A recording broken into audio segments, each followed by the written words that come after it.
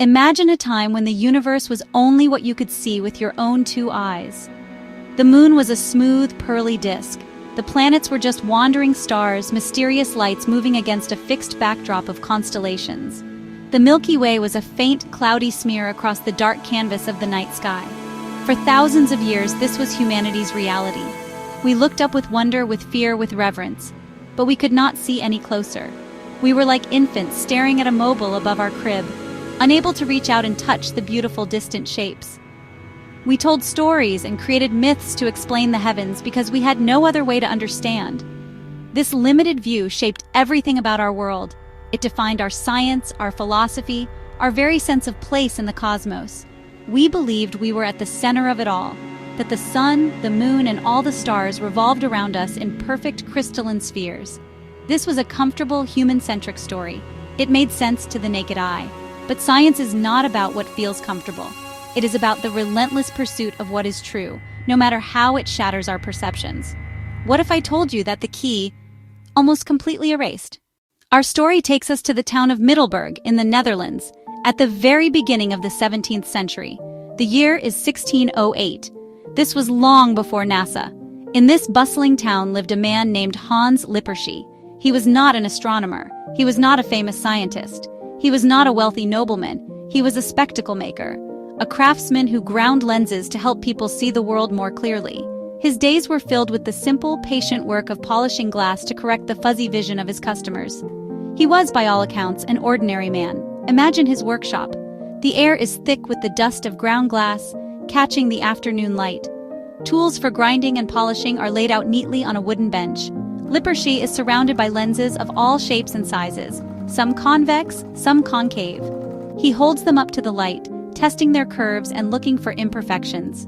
Helping a merchant read his ledger, helping a scholar study a manuscript. The heavens, for him, were likely just a distant, unchangeable backdrop. He had no idea he was on the verge of a discovery that would change everything. The legend goes that the discovery was an accident. Some say his children were playing in his shop. Others say Lippershey himself, ever the experimenter, aligned a convex and a concave lens and peered through them.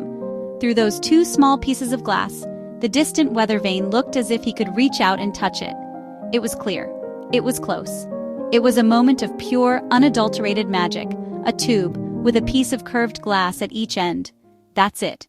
He called his invention a kijker, a looker in Dutch. He thought it would be a powerful tool for war. Imagine seeing enemy ships long before they could see you. On October 2nd, 1608, he applied for a patent with the government of the Netherlands. He was the first person in recorded history to do so. The news of this incredible Dutch spyglass spread like wildfire across Europe. Merchants, diplomats, scholars, couriers carried the story from city to city. Within months, crude versions of the device were being sold in the markets. Paris, London, beyond. At first, almost everyone saw it as Lippershey did. A military tool or a novelty. Pointing it at the night sky? Not obvious. It required a different kind of imagination. A cosmic curiosity. That curiosity belonged to Galileo Galilei. 1609 Padua. He heard rumors of the Dutch invention. He didn't wait. From the description, he worked out the science. He improved the design. First telescope 3 times, then 8 times, then 30 times. He ground his own lenses and built the instruments. He had the tool. Now where to point it? This is the pivot. Humanity's vision leaped from Earth to the cosmos. One fateful night, Galileo pointed the telescope at the moon.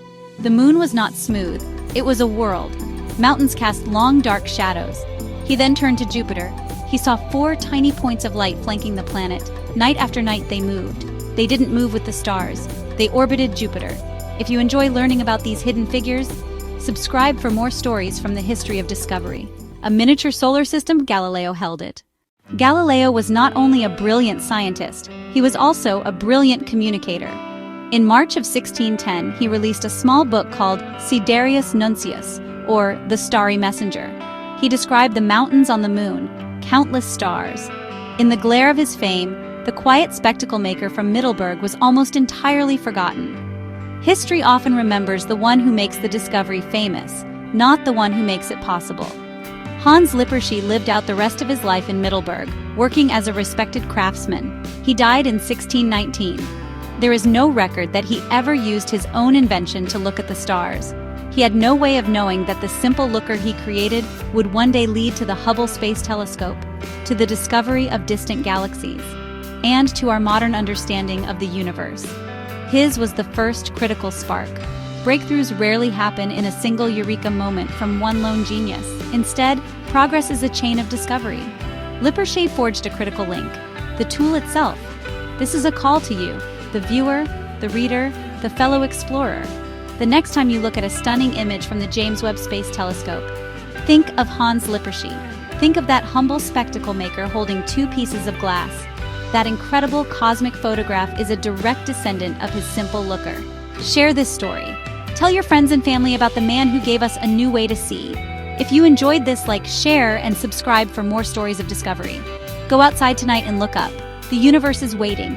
It is full of wonders we have not yet seen. Keep asking, and never ever lose your sense of wonder.